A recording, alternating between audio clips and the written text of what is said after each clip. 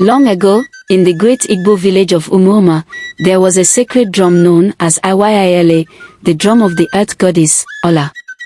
This drum was no ordinary drum.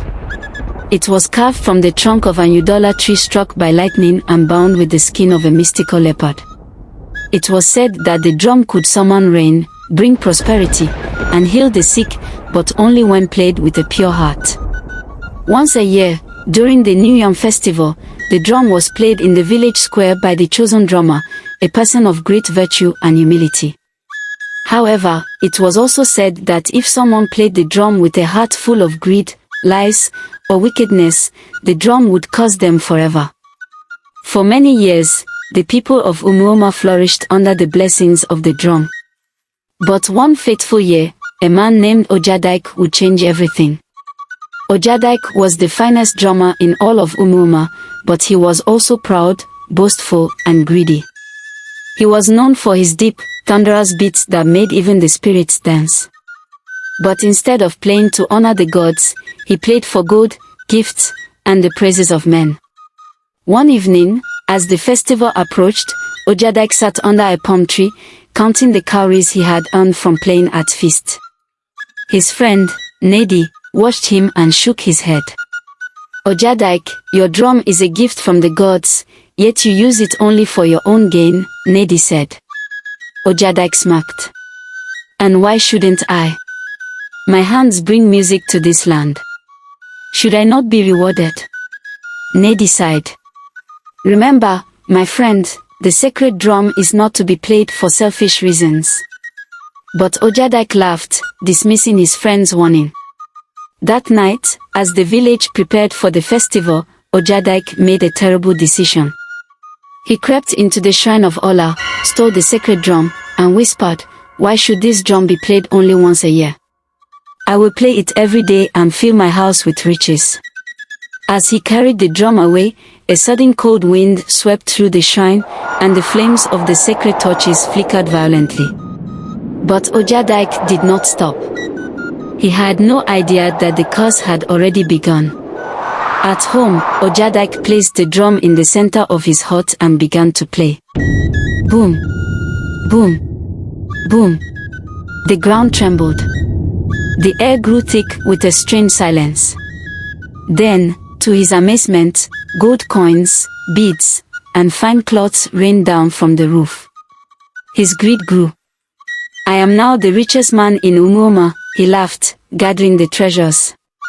But as he reached for a golden bracelet, the drum rumbled on its own. A deep, eerie voice rose from within it. "You have played with greed. You have played with pride. Now, you shall play, forever." Before Ojadike could react, his hands froze on the drum. He tried to pull away, but his fingers were stuck to the drum's surface. He screamed, but the drum only laughed. Then, his hands moved on their own and began to play. Boom! Boom! Boom! His heart shook violently, the walls cracking. The treasures melted into snakes and scorpions that slithered toward him. He ran outside, but the drum followed him, stuck to his chest. The villagers woke up to the sound of the cursed drum. They gathered around, gasping in horror as Ojadike's hands played without rest, his face filled with terror. Chief Okonkwo, the village leader, approached. "Ojadike, what have you done?" I stole the sacred drum," Ojadike cried. "Please, help me." But the elders shook their heads. "The curse cannot be undone, Ojadike. Only the goddess Ola can decide your fate."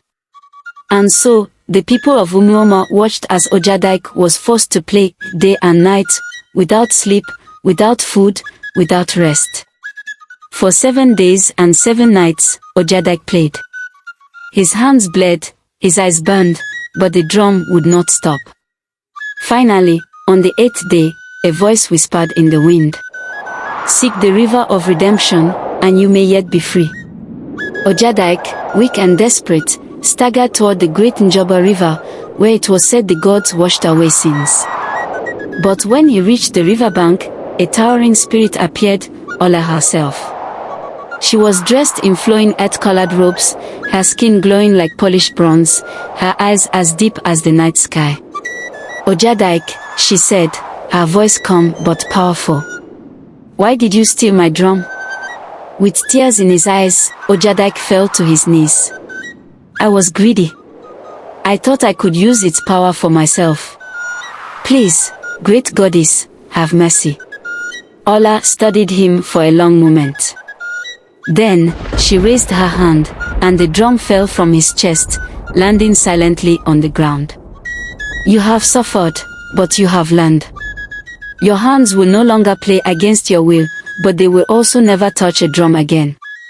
As she vanished, Ojadike looked down. His hands, once strong and skilled, were now smooth and without lines, like those of a newborn child. His gift of drumming was gone forever. Humbled and broken, Ojadike returned to the village. He no longer sought wealth or praise. Instead, he helped the farmers, tended to the sick, and shared wisdom with young drummers. Though he could never play again, he taught others the true meaning of music, that it was not for greed, but for joy, healing, and unity. And so, the sacred drum of Ola was returned to the shrine, never to be stolen again. Ojadike had lost his hands for music, but in doing so, he had gained a heart of wisdom. And from that day on, whenever the sacred drum was played at the festival, the people swore they could hear a faint whisper in the wind. Remember, play with a pure heart, or you shall play forever.